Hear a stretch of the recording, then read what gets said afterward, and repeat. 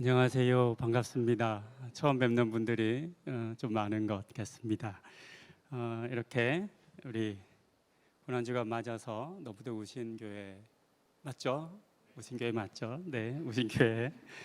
저희가 농담을 하거든요. 울 일이 많아서 우신교회라고 이장호 목사님이 해주셨던 것 같아요. 네, 이렇게 말씀 전할 수 있어서 참 좋습니다. 저는 박상현 목사랑은 되게 친합니다. 수의교회 때 우리 박상현 목사가 청소년부 전도사 막 시작할 때 저는 이제 부목사로 있어서 함께 잘 지냈고, 저희 아내가 그때 청소년부 교사 봉사도 하고 동갑이거든요. 저희 아내랑 박상현 목사랑. 그래서 친해서 참 좋고 좋은 동생입니다. 이렇게 함께 이렇게 좋은 교회를 섬겨가며 동역할 수 있는 게 얼마나 큰 기쁨인지, 사실 이런 일은 높은 뜻 교회들 아니면 느끼기가 좀 쉽지 않은 일들인데요. 좋은 목사님과 함께 또 교회 신앙생활 하시는 여러분들도 참 복을 많이 받으셨다라는 생각을 저는 합니다. 오늘 함께 읽은 누가복음 말씀은 예수님께서 십자가를 지고 골고다를 향해 나아가시는 그 과정과 또 두 죄수와 함께 십자가에 매달리시는 장면까지를 우리에게 알려줍니다. 오늘은 여러분들에게 이 본문 속 이야기 속으로 한번 같이 들어가 보자, 이런 말씀을 좀 드리고 싶습니다. 본문에 좀 들어가서 예수님께서 가신 길, 그리고 그 사람들이 함께 예수님을 가시는 그 골고다를 향해 나아가고 또 십자가에 매어 달리셨을 때 울고 아파하고 했던 그 이야기 속으로 같이 한번 가보면 좋겠다는 생각을 해봅니다. 본문의 이야기를 드라마나 영화로 찍는다라고 한다면, 적어도 오늘의 본문이요, 예수님께서 십자가를 지실 때 구레네 사람 시몬이 나타나서 십자가를 대신 지고 골고다라고 하는 곳에 가서 십자가에 매달릴 때까지의 이 컷을 영화로 찍는다라고 한다면 등장인물은 몇 명 정도 섭외를 해야 할까요?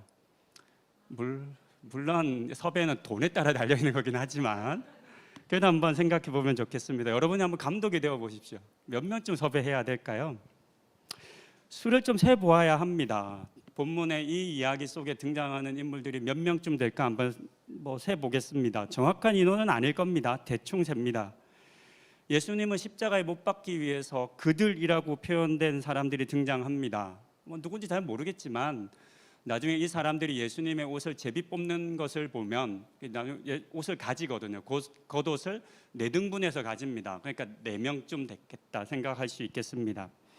예수님이 있고 예수님의 십자가를 대신 지고 갔던 구레네 사람 시몬이 있었습니다. 그 다음에 본문을 보면 백성들과 여자들의 큰 무리가 있었다라고 합니다. 이 백성들이 누구였는지 얼마나 돼서 잘 모르겠습니다. 그리고 골고다에 도착한 이후에 보면 예수님의 좌우에 함께 매달린 행악자가 2명이 있었고 예수님을 비웃고 희롱했던 관리들과 또 군인들도 있었다라고 합니다. 저희가 함께 읽은 이 본문은 누가복음에만 있는 것이 아니라 병행 본문 구절이 다른 복음서에도 있어요. 이런 복음서를 좀 다 살펴보면 누가복음에 기록되지 않은 등장인물들도 있었음을 알 수 있습니다. 본디오 빌라도가 있죠. 사형을 집행하는 당사자니까 당연히 있었겠죠. 예수를 고발하고 예수가 죽기를 간절히 고대하고 바랬던 대제사장과 서기관들도 등장합니다. 누가복음 23장 47절에서 예수님을 향해 죽음을 보고 정말로 의인이었다라고 말하는 백부장도 등장합니다. 그리고 예수님이 돌아가실 때까지 기다렸다가 그 시신을 달라 했던 공회원 아리마대 요셉이라는 사람도 있습니다. 이외에 특정하지 못하는, 그러니까 특정해서 기록하지 않은 사람들도 제법 있었을 것 같습니다. 이 사람들에게 각자의 역할을 다 맡기고 우리가 드라마를 찍거나 영화를 찍는다라고 한다면 제가 세보니까요, 못해도 한 60-70명은 필요하더라고요. 근데 실제로는 더 있었을 것 같아요. 그래도 예산의 한계가 있으니까 한 60-70명 정도 하고 주요 인물들은 여기 다 계신 것 같아요. 여기 이 인원들이 아마 다 역할을 한 자리씩 하고 나머지 20-30명은 그냥 대충 지나가는 행인 1, 2, 3이잖아요. 그러니까 여기 계신 모든 분들이 오늘 이 이야기 속으로 캐스팅이 좀 되시면 좋을 것 같습니다. 어떤 분들이 구레네 사람 시몬 역을 할지 두 행악자를 하실지 모르겠지만 한번 이 이야기 속으로 들어오셔서 나는 누구를 하면 나는 누구와 좀 유사한 것 같아, 누구 같아? 이런 생각 한번 해보시면 좋겠습니다. 이제 본문을 따라 예수님께서 가진 여정을 한번 뒤쫓아 가보겠습니다. 하실 수 있다면 성경을 읽으실 때 상상을 좀 많이 하시면 좋겠어요. 전 저에게 성도님들에게 이렇게 항상 이런 얘기를 많이 합니다. 전 설교할 때 상상한 것들을 많이 이야기하거든요. 문자적으로 성경을 읽기만 해서는 절대 알 수 없는 부분들을 막 그려봅니다. 막 그려보고 뭔가 그 그려보는 그림들 속에서 의문이 생기고 질문이 생기고 뭐가 생기면 그것을 포인트로 해서 설교를 좀 많이 합니다. 그러면서 성도님들께서 제안을 하죠. 제발 좀 성경을 읽으실 때 상상을 좀 하십시오.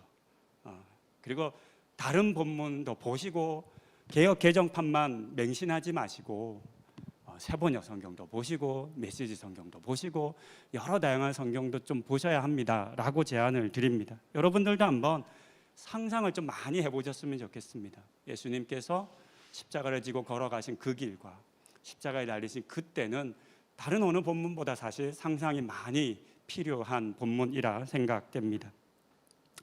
우리가 처음 만나는 사람이 있는데요, 구레네 사람 시몬입니다. 우리가 구레네 사람 시몬에 대해서 이해할 때 대부분은 26절에 기록된 것처럼 그가 아무것도 모른 채 시골에서 올라오다가 응급결에 재수없게 붙잡혀서 십자가를 졌다라고 생각을 합니다. 그런데 마태복음을 보면 조금 다릅니다. 마태복음 27장 32절은 이렇게 기록합니다. 나가다가 시몬이란 구레네 사람을 만나매 그에게 예수의 십자가를 억지로 지워가게 하였더라. 본문 준비가 안 돼 있나요? 네, 나중에 그림을 봐야 되기 때문에 꼭 되게 해주시면 좋겠어요. 27장 32절을 보면 어떻게 시작되냐면 나가다가라는 말로 시작이 됩니다. 성경을 보실 때 이런 단어를 그냥 지나가시면 안 돼요. 우리가 성경을 이해하려면 이런 단어를 꼭 찾으셔야 돼요. 나가다가라고 표현됐다면 어딘가에서 나갔다는 의미잖아요. 그럼 이제 질문을 해야죠. 어디에서 나갔을까요? 이런 질문을 계속 이어가면서 성경을 읽으셔야 합니다. 그래야 성경을 더 깊이 알고 이해할 수 있게 되는 겁니다.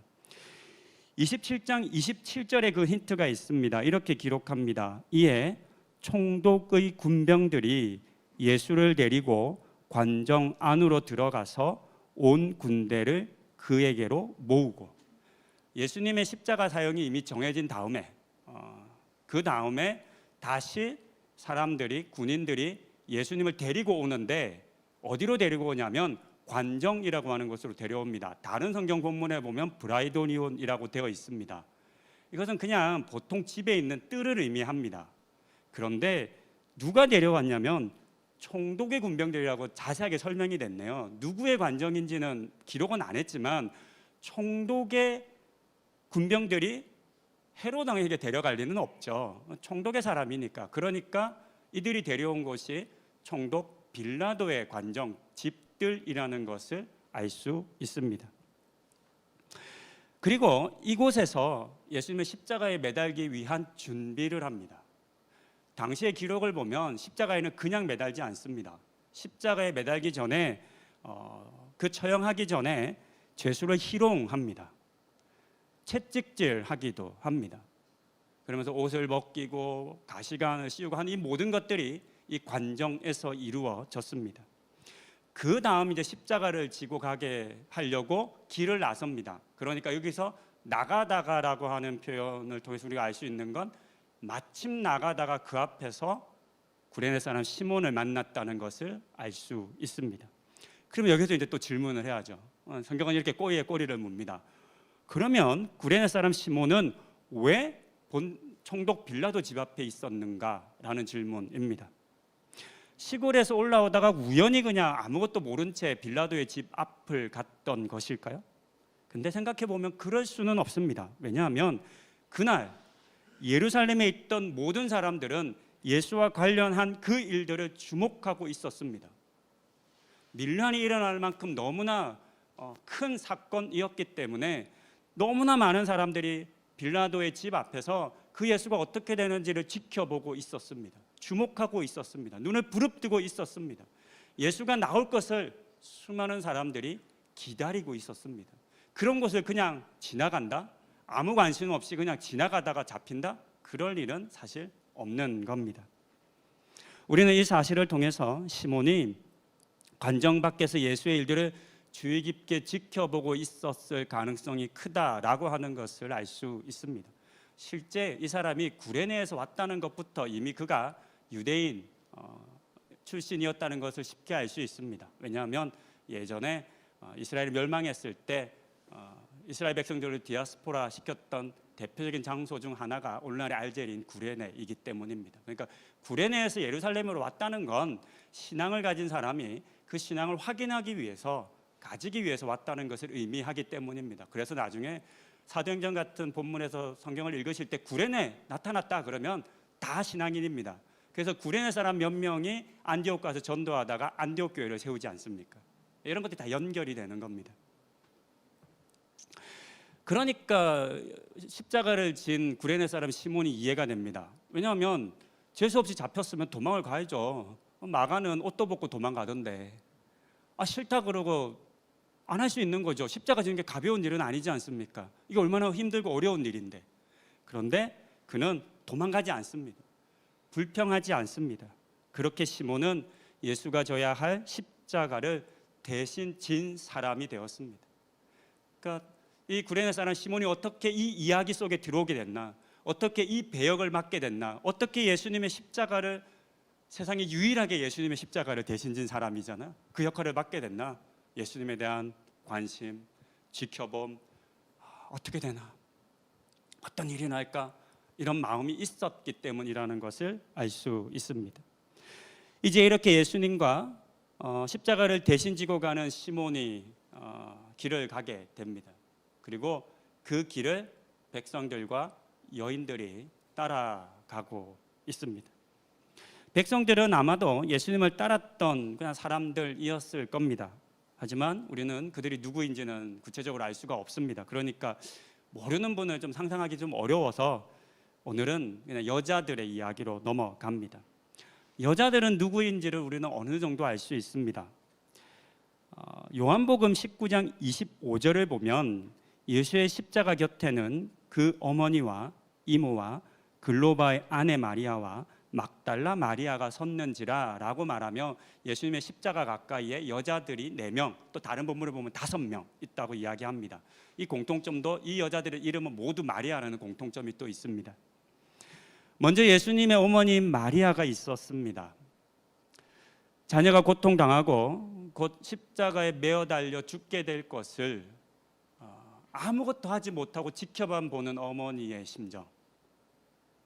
여러분들의 자녀가 만약에 그렇게 죽어가고 있다면, 근데 내가 할 수 있는 것이 아무것도 없다면 그 고통은 얼마나 크겠습니까? 우리는 그건 상상하지 않아도 알 수 있습니다. 내가 대신 죽어줄 수 있으면 내가 죽을 텐데 그럴 수 없는, 너무나 무기력한 그런 마음으로 예수의 십자가를 쫓아가고 있습니다. 막달라 마리아는 누가복음 8장 2절에 등장하는 여자입니다. 또한 악귀를 쫓아내심과 병 고침을 받은 어떤 여자들, 곧 7 귀신이 나간 자 막달라인이라 하는 마리아와, 그녀는 기록된 것처럼 7 귀신에 사로잡혔었던 사람이었습니다. 당시 유대인들이 귀신 들린 사람, 귀신에 사로잡힌 사람을 이렇게 온전히 잘 대우해 줬을 리는 없습니다. 유대인들은 죄인과 의인을 철저하게 구분하는 사람들이었기 때문에 귀신 들렸다, 병에 걸렸다 이러면 일단 이 사람이 죄가 있기 때문에 병에 걸렸어, 죄가 있으니까 귀신 들린 거야 라고 여기고 그들을 공동체 밖으로 배제했습니다.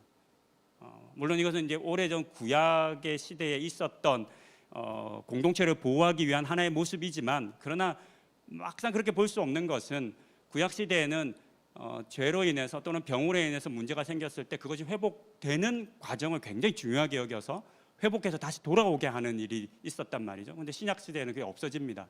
철저하게 배제되고 다시는 회복할 수 없게 만드는 그런 비정한 공동체가 되었죠. 귀신에 사로잡혀 있는 동안 그녀는 이스라엘 공동체로부터 버림받았을 겁니다. 누구도 자신을 품어주지 않았을 것이고 환영하지도 않았을 겁니다. 그렇게 버려진 채 살아가던 중에 예수님을 만난 겁니다. 그리고 예수님을 통해서 치유받았을 뿐만 아니라 구원을 얻게 되었습니다. 그러니 그녀에게 있어 예수님은 자신의 생명을 구원해 준 말 그대로 은인이라 할 수 있습니다. 그런 예수님의 고난과 죽음을 지켜볼 수밖에 없었기 때문에 그녀의 아픔도 무척이나 컸을 겁니다. 그렇게 가슴을 치며 울며 무거운 걸음을 옮겨 가다 보니 드디어 골고다 해골이라 하는 언덕에 이르게 됩니다. 그리고 그곳에서 예수님은 손과 발에 못을 박힌 채 고통 속에 모든 사람이 볼 수 있는 언덕이 높은 곳에 십자가에 매어 달리셨습니다. 이제 이 십자가 아래에서 일어나고 있는 일들을 한번 상상해 봅니다. 이런저런 일들이 일어납니다. 군인들이 예수님이 입던 옷을 나눠 가지려고 이러쿵 저러쿵 말을 합니다. 그냥 쉽게 아무말 안 하고 이렇게 나누진 않았을 겁니다. 내가 가지겠다, 네가 가지겠다 막 싸우겠죠. 가위바위보 하자 뭐 이러다가 아니야. 옛날에는 이 당시에는 겉옷이라고 하는 옷은 재산 1호입니다. 우리 성경을 읽을 때 겉옷을 벗어주고 속옷까지 벗어주라 이런 말들 많이 있는데요. 당시는 직조 기술이 뛰어나지 않았기 때문에 겉옷이 옷이고 이불입니다. 이스라엘 가서 한번 생활해 보시면 아실 수 있는데요. 이스라엘이라고 하는 것은 매우 건조하고 낮에는 덥고 밤에는 춥고, 저는 2월부터 8월까지 머물러 봤는데요. 2월에 얼어 죽는 줄 알았어요. 너무 가볍게 생각하고 갔다가 온도는 한 10몇 도 되는데 너무 추운 거예요. 2월에 눈도 오더라고요. 예루살렘에는. 그러니까 겉옷이에요. 재산 1호입니다. 옷은 많이 있던 시대가 아니에요. 그러니까 예수님 입성하실 때 많은 사람들이 겉옷을 깔잖아요. 그건 그냥 한 행동이 아니라 자기의 가장 귀한 것을 내어준 행동이라는 의미가 됩니다. 그러니까 내 거 다 가져가십시오 라고 하는 게 되고, 예전 구약시대 예후가 왕이 될 때, 하나님이 기름 부어 왕을 삼을 때 그를 추종하는 신하들이 겉옷을 벗어서 예후 앞에 깔고 당신이 왕입니다 이렇게 선언하는 그런 역사적 배경도 있습니다. 그만큼 중요한 거죠. 그런 겉옷을 나눠 가져야 되는데 한 명이 다 독식하기보다는 그럼 우리 기워서 4등분으로 기워서 만든 옷이니까 그걸 각각 나눠 가지자. 이제 그러면 또 이제 다른 옷감을 기워서 그렇게 입게 되는 겁니다. 그런데 속옷은 알고 보니 통으로 짰습니다. 어떻게 생각하면 되냐면 잠옷 원피스 생각하면 됩니다. 겉옷은 팔을 넣어서 입는 옷이고, 속옷, 여기서 말하는 속옷은 오늘날 같은 속옷이 아니에요, 여러분.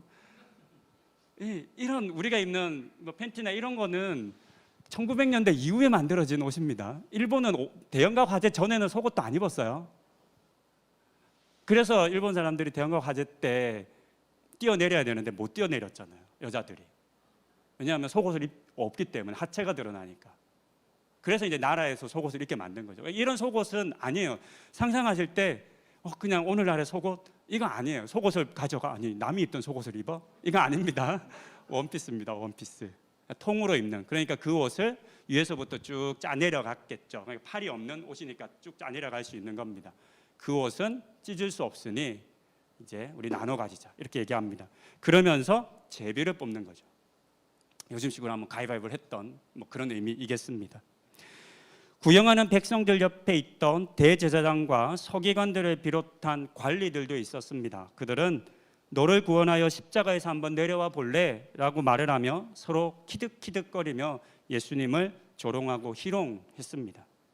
그뿐이 아닙니다. 옆에 매달렸던 죄수도 예수님을 비방하는 일에 하나가 되었다라고 읽지는 않았지만 바로 이어지는 39절에 기록되어 있습니다.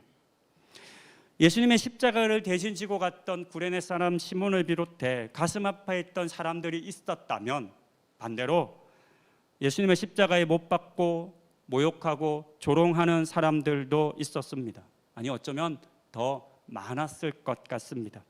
그렇게 수많은 사람들이 십자가에 매달리신 예수님 아래에 있었습니다. 그리고 그들 중에는 보았던 것처럼 모욕하고 조롱하는 사람들도 있었습니다. 그런데 우리 주님께서는 본문 34절에서 이렇게 이야기를 하십니다. 이에 예수께서 이르시되 아버지 저들을 사하여 주옵소서 자기들이 하는 것을 알지 못함이니이다 하시더라. 십자가에서 사람이 죽는 결정적인 사인이 뭘까요? 피를 많이 흘려서 죽을까요? 아니면 왜 죽을까요? 학자들이 제가 연구한 건 아닙니다. 저 연구를 못합니다. 이런 연구는 학자들의 연구에 따르면 십자가의 사인은 놀랍게도 우리가 전혀 예상하지 못하는 사인입니다. 호흡곤란입니다. 호흡을 하지 못해서 질식사를 합니다. 이유는 온몸의 체중이 아래로 쏠리잖아요. 그러니까 스스로 힘을 가지고 지탱하는 게 아니라 못이 박혀 있으니까 우리가 이제 그림상으로는 보통 여기에 못을 하는데 실제로는 이렇게 손목에 이렇게 못을 하는 겁니다. 그래야지 이제 살이 뼈가 있기 때문에 안 내려가는 거죠. 그러면 온몸이 처져요. 하중이 계속 내려가요. 횡격막도 내려가겠죠. 그럼 이제 숨을 못 쉬어요. 사람은 본능적으로 힘이 있어서 숨을 쉴 수 있을 때에는 숨을 쉴 수 있을 때까지 호흡을 한다고 합니다. 그러니까 예수님 십자가형에 처한 사람은 어떻게 고통하냐면 숨을 쉬기 위해서 끊임없이 몸을 들썩이는 겁니다. 온 힘을 쥐어짜는 겁니다. 숨을 쉬어야 되니까 이렇게 들썩이면서 숨을 쉬는 겁니다. 이 고통이 말로 표현할 수 없을 정도의 고통이래요. 그래서 차라리 그냥 나를 죽여달라라고 말할 정도의 고통이었다고 합니다. 그렇게 보면 십자가는 다른 사람을 돌아볼 자리가 아니에요. 누군가를 살필 그런 상황이 아닌 겁니다. 자기 한 몸 숨쉬기조차도 힘든 곳이죠. 그런 고통의 순간에서 예수님께서 하신 말씀은 너무나 놀랍게도 자신을 이런 고통에 처하게 한 사람들, 그 사람들의 죄를 용서해달라라고 하는 간구였습니다. 아무 죄가 없으심에도 불구하고 억울한 누명을 쓰고 십자가에 매어 달린 예수님께서는 자신을 그렇게 만든 사람들을 향해 용서를 선포하셨습니다. 자신을 돌아보는 것조차도 너무나 힘든 상태였지만 우리 주님께서는 무엇을 하는지조차도 알지 못하는 그 무지한 사람들을 불쌍히 여겨주신 겁니다. 지금까지 짧게 하려고 했는데 짧지 않게 본문을 살펴보았습니다. 예수님의 십자가 뒤를 쫓아가 보았는데요. 설교 시작하면서 이 이야기를 한번 상상해 보자라고 말씀을 드렸는데요. 상상이 잘 안 됩니다. 그렇죠? 상상이라는 건 많이 연습을 해야 합니다. 성경을 보다가 눈을 감고 그림을 그려보기도 하고 이런저런 질문도 해보아야 합니다. 그래서 잘 안 되실 때는 도움을 좀 받으셔야 합니다. 이제 좀 그림을 보려고 합니다. 오늘 본문이 다루고 있는 이 사건의 이야기들을 그림으로 그려낸 화가들의 그림을 좀 보겠습니다. 첫 번째 그림을 좀 보여주십시오. 첫 번째 그림은 십자가를 지고 가는 예수님의 그림인데요. 독일의 한스 슈펠린이라고 하는 화가의 1510년 작품입니다. 이게 앞에 불이 있어서 잘 안 보이실 수 있을 것 같은데요. 예수님의 멱살을 잡고 고문의 도구를 가지고 예수님을 고문하고 모욕하는 사람이 등장합니다. 그리고 양옆에 줄을 끌고 있잖아요. 이 사람들은 예수님이 너무 이제 많은 고통을 당하셨기 때문에 당하셨기 때문에 십자가를 질 힘이 없었던 거죠. 그래서 끈으로 예수님을 묶어서 예수님을 좀 당기고 있는 장면입니다. 저렇게 이제 질질 끌고 가는 거죠. 여기서 뒤에 보면 누군가가 십자가를 움켜쥐고 있어요. 누굴까요? 대머리에 십자가를 안고 이렇게 뒤에서 들고 있는 사람, 구레네 사람 시몬입니다. 이제 이 그림 말고 개인적으로도 한번 예수님의 십자가 이런 거 이제 구글링 하시거나 많이 찾아보십시오. 그러면 좀 비슷한 그림들을 많이 보시게 될 겁니다. 구레네 사람 시몬이 직접 십자가를 지고 간 것으로 그린 그림도 많이 있지만 이 그림처럼 구레네 사람 시몬이 예수님의 십자가를 뒤에서 받치고 간 그림도 상당히 많습니다. 옛날 사람들은 시몬이 저렇게 예수님을 도왔을 것이다 라고 해석한 사람들도 많았기 때문입니다. 물론 이제 제대로 된 그 기록에 따르면 십자가의 형태를 지고 가지는 못합니다. 왜냐하면 높은 곳에 매달아야 하기 때문에 십자가는 현장에 가서 만들고 실제 죄수들은 십자가의 가로대만 끌고 갑니다. 이렇게 십자가의 모양을 끌고 가는 것은 아닙니다. 이제 대부분의 이제 그림들은 십자가로 나오는데 가끔 보면 이제 일자 가로대만 지고 가는 십자가의 그림을 그린 그런 화가들도 있습니다. 두 번째 그림입니다. 네, 다음 그림 보여주십시오. 조금 잘 안 보이긴 하는데요. 1687년 프랑스의 작가 피에르 미냐르라고 하는 화가가 그린 순환의 길을 가는 예수라고 하는 제목의 그림입니다. 루브르 박물관에 있는 미술관에 전시되어 있는데요. 저 멀리 보이는 곳이 골고다라고 하는 언덕입니다. 그 언덕을 향해서 지금 저희가 함께 보았던 누가복음 본문에 있는 이야기가 거의 다 들어 있습니다. 이 이야기 안에는, 이 그림 안에는. 그래서 흰 옷을 입은 예수님이 이제 십자가를 지지 못하고 바닥에 무릎을 꿇고 이제 기진맥진해서 못 가는 거죠. 그래서 그 바로 뒤에 십자가를 지고 어깨에 이고 온 힘을 다해 지고 가는 한 사람이 보입니다. 구레네 사람 시몬이 보이죠. 그리고 울고 있는 여자들, 뒤따르고 있는 여자들, 그들을 막고 있는 로마의 군인들, 이런 모습들이 아주 잘 보이는, 그래서 굉장히 이 본문을 잘 보여주는 그림이라 할 수 있습니다. 네. 네. 이 빔은 저보고 빨리 맞추라고 하는 것 같은데, 앞에 보시면 특징적이게도 두 사람의 죄수가 갑니다. 누굴까요? 예수님과 함께 십자가에 매달린 두 사람의 죄수죠. 근데 좀 이상하지 않아요? 왜 쟤네들은 십자가 안 들고 가요? 네. 이게 조금은 독특하게 해석을 한 거죠. 저 사람들은 참 편히 가는 거예요. 지금 편히 가서 이제 십자가가 기다리고 있나 보죠. 그러면서 대신 예수님의 그 고난과 예수님의 그 모습은 이제 강조한 강조법이라고 할 수 있습니다. 세 번째 그림입니다. 세 번째 그림 보겠습니다. 다음을 보여주시면 좋겠습니다.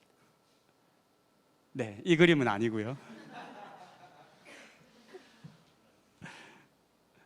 네, 이 그림은 좀 많이 보셨을 수 있습니다. 이탈리아의 화가인 안드레아 만테냐라고 하는 작가가 1460년경에 그린 칼바리아라고 하는 제목의 그림입니다. 우리나라에서는 가끔 십자가에 매달리신 예수님이라고 하는 제목으로 이 그림을 팔기도 하는데 원 제목은 그 갈보리라고 하는 제목입니다. 이 그림도 루브르 미술관에 있습니다. 십자가에 못 박히신 예수님의 모습과 그 아래의 상황을 가장 잘 이렇게 우리에게 보여주는 그런 그림이라고 할 수 있습니다. 이 그림을 보는 방법은 예수님을 기준으로 오른쪽 왼쪽으로 보는 방식입니다. 마태복음 25장 31절 이후의 내용을 보면 오른편에 있는 자들은 예수님을 영접하고 복을 받습니다. 반면 왼편에 있는 사람들은 예수님을 거부하고 저주를 받죠. 마찬가지로 이 그림에서 우리가 볼 때 오른편 왼편이 아닌 십자가에 달린 예수님의 오른편에 보면 빛이 비쳐서 환하게 밝습니다. 그리고 예수님의 죽음을 아파하고 기도하는 사람들의 모습이 보입니다. 그리고 반면에 예수님 왼편은 그림자가 져 있죠. 해가 없습니다. 그리고 예수를 십자가에 못 박고 희롱하고 저주하는 사람들이 있고요. 잘 안 보이시겠지만 지금 이 사람들이 뭔가 돌리고 있잖아요. 제비 뽑고 있는 겁니다.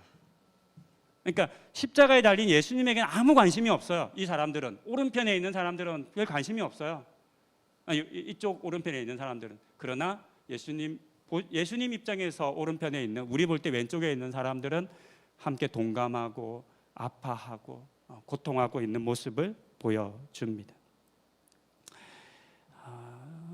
여기까지 이제 보통 우리가 십자가를 상상하자, 이 고난 주간에 맞아서 우리가 예수님의 십자가를 묵상하십시다, 상상하십시다, 이러면 보통 이제 이런 방식으로 우리가 상상할 수 있습니다. 이런 그림들을 보면서 상상하시는 것도 도움이 되고, 그런 책을 좀 구입하시거나, 요즘은 인터넷도 굉장히 잘 되니까 검색해 보시면 전문가들이 해석해 준 그런 이야기들도 많습니다. 성경을 보실 때 그런 기록이 있는지도 한번 살펴보시면 좋을 것 같아요. 근데 오늘 제가 이제 여러분들에게 드리고 싶은 설교의 그냥 결론, 핵심은 사실 네 번째 그림에 있습니다. 네 번째 그림을 보시겠습니다. 보신 분들도 있으실 것 같긴 한데요. 이 작품은 비교적 최근인 1890년에 프랑스의 작가 제임스 티소라고 하는 작가가 그린 그림입니다. 원래 프랑스 이름이 따로 있는데 제임스라고 하는 이름을 작품명으로 씁니다. 그런데 이 그림은 우리가 알고 우리가 상상할 수 있는 십자가의 그림과는 좀 거리가 많이 멉니다. 나중에 이제 돌아가신 이후에 꼭 한번 검색해 보십시오. 왜냐하면 잘 안 보이거든요. 근데 꼭 검색해 보셔야 합니다. 사실 네, 이게 왜 십자가 그림일까요? 십자가가 어디 있나요? 십자가 없어요. 안 보여요. 근데 어떻게 이게 십자가 그림인가 알 수 있을까요?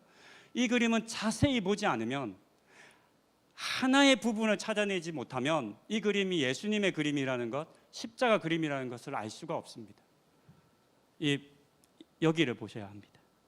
이 여인 앞에 예수님의 못 박힌 발이 있습니다. 그래서 우리는 이 그림이 십자가에 매달리신 예수님이 그 아래를 바라보신 장면의 그림이라는 것을 이 발을 통해서 겨우 알 수 있는 겁니다. 저 발을 보지 못하면 아무리 많은 것을 살펴봐, 아무리 구석구석 봐도 이 그림이 십자가의 그림이라는 것을 알 수 없습니다. 이 그림은 십자가에 달리신 예수님께서 자신을 뒤따른 사람들을 보는 장면의 그림입니다. 자신을 안타까워하고 가슴 아파하고 울며 이렇게 쫓은 사람들도 있겠죠? 반면 조롱하고 모욕하는 사람들도 예수님의 눈 아래 있을 겁니다. 이 그림의 제목은 우리의 구원자는 십자가 위에서 무엇을 보았는가입니다. 우리의 구원자, 우리의 예수님은 십자가 위에서 무엇을 보셨을까요? 이 제목은 동시에 이런 질문을 우리에게 하는 것 같습니다. 우리에게 예수님이 십자가에 달리신 그때에 당신은 어디에 있었습니까? 라고 묻는 것만 같습니다. 오늘 누가복음 본문 속으로 한번 들어가 보자라고 말씀을 드렸습니다. 우리 다 캐스팅 됐다고 말씀드렸습니다. 그렇다면 여러분, 이 그림 속에 어디에 계십니까? 이렇게 높은 자리에 있으면 아래에 있는 사람들이 잘 보입니다. 그래서 저희 교회에서도 주일날 설교하러 올라오면 대부분 똑같은 자리에 앉으시거든요. 그래서 보면 다 알아요. 누가 오셨네 안 오셨네. 근데 정말 신기하게요, 목사들이요, 설교하러 올라가가지고 그 설교도 해야 되는데 그 찰나의 순간에 다 보면서 누구 오셨네 안 오셨나, 무슨 일 있나, 왜요, 다 생각합니다. 안녕하세요, 반갑습니다, 잘 오셨습니다, 이 얘기할 때 다 생각합니다. 안 오셨네. 그리고 예배 끝날 때까지 안 오시면 예배 끝나고 카톡 보내고 문자하고 전화해요. 왜 안 오셨냐고요. 담임 목사님에게 특별한 관심과 사랑을 받기 원하시는 분들 계시면 앞에 앉으세요. 그러다가 그냥 한 번 안 나오시면 돼요. 그러면 담임 목사님 전화합니다. 근데 뒤에 계신 분은 안 보이거든요. 뒤에 계신 분은 어디에 있냐면 바뀌기도 하고, 이렇게 높이 서 있으면 다 보입니다, 여러분. 그래서 선생님들이 가끔 이런 얘기 하시잖아요. 조는 애, 딴짓하는 애, 다 모를 줄 알고 숨어가지고 이렇게 다 보인대요. 그렇습니다. 마찬가지셨겠죠. 우리 주님도 마찬가지셨지 않을까요? 누가 자신을 따라왔는지, 누가 가까이에 있는지, 누가 저 멀리서 숨어서 보다 말다 이러고 있는지 다 보셨을 것 같습니다. 똑바로 자신을 바라보지 못하는, 애써 자신을 외면하는 그런 시선도 우리 주님은 다 보셨겠죠. 그림 속 대부분의 사람들은 예수님의 다음 그림인데 예수님과 시선을 맞춥니다. 이 그림 티소라는 이름만 기억하시면 검색하실 수 있어요. 이 티소라는 사람의, 이 작가의 그림을 보시면 대부분의 사람들은 예수님하고 눈을 마주치고 있습니다. 저는 이제 설교 준비하면서 27인치 모니터를 확대해 놓고 인원수도 세봤거든요. 한 70명쯤 돼요. 저 뒤에 가면 마치 점처럼 대충 얼굴을 찍어놨어요. 그래서 제가 아까 한 60, 70명 될 것 같다고 말씀드린 거예요. 대부분의 사람은 예수님하고 눈을 마주합니다. 그래서 대부분의 사람들이 눈이 한 곳에 예수님을, 이렇게 내가 여기에 있다고 느낄 수 있는 거잖아요. 이렇게 그림을 볼 수 있잖아요. 대부분 눈이 맞아요. 근데 몇몇 사람들이 눈을 외면합니다. 주님과 눈을 마주치지 못합니다. 어떤 사람은 앞에 있는 여자들 중에 한 여인은 너무 안타까워서, 너무 고통스러워서 그 예수님의 고통을 더 이상 감당할 수 없어서 눈을 돌립니다. 또 어떤 이들은 분노로 주님을 바라보고 있습니다. 언제 끝나지 하는 이런 멍한 눈으로 바라보는 군인도 있는 것 같습니다. 또 이 앞에 말 탄 사람 중에 이 두 번째 사람은, 이 사람은 눈을 이렇게 돌리고 있거든요. 하늘 보고 있거든요. 저는 이렇게 해석을 했어요. 다 이제 해석이니까요. 상상해 보는 거잖아요. 예수님이 죄가 없는 거 알거든요. 유대 종교주의자들이 누구보다 잘 알거든요. 그러니까 찔리는 거죠. 죄책감을 느끼는 것 같아요. 본디오 빌라도가 엉뚱하게 예수님 무죄인 거 알면서 손을 씻고 난 무죄다 이렇게 주장하는 것처럼 그렇게 시선을 외면합니다. 그렇게 보면 오늘의 본문이 우리에게 보여주는 사람들은 대부분 다 이 그림 안에 다 등장하고 있습니다. 우리가 누가복음에서 본 대부분의 사람들이 등장합니다. 이 각각의 사람들을 십자가에 매달리셨던 우리 주님께서 다 보고 있다는 걸 우리는 지금 알게 되는 겁니다. 모를 줄 알았는데 우리 주님 다 보고 계신 거예요. 지금 누가 왔는지, 누가 시선을 외면하는지 다 보고 있습니다. 그러면서 우리 주님이 어떤 마음을 품으셨을까를 상상해 보았습니다. 걔는 어디 갔냐? 야, 너 왜 난 눈 똑바로 못 쳐다봐? 이런 마음 품지 않았을까? 이런 생각을 해봅니다. 설교를 이제 마무리합니다. 오늘 우리는 누가복음 본문의 사건 속으로 들어가서 예수님을 따라 걸어 보았습니다. 우리가 이런 본문을 사순절 기간에 묵상하고 또 이제 설교도 듣고 그러면 우리는 항상 이런 생각을 하죠. 주님, 저도 그곳에 함께 있겠습니다. 저도 꼭 그럴 겁니다.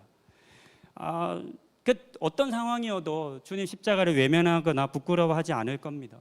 전 베드로처럼 안 해요. 이렇게 장담합니다.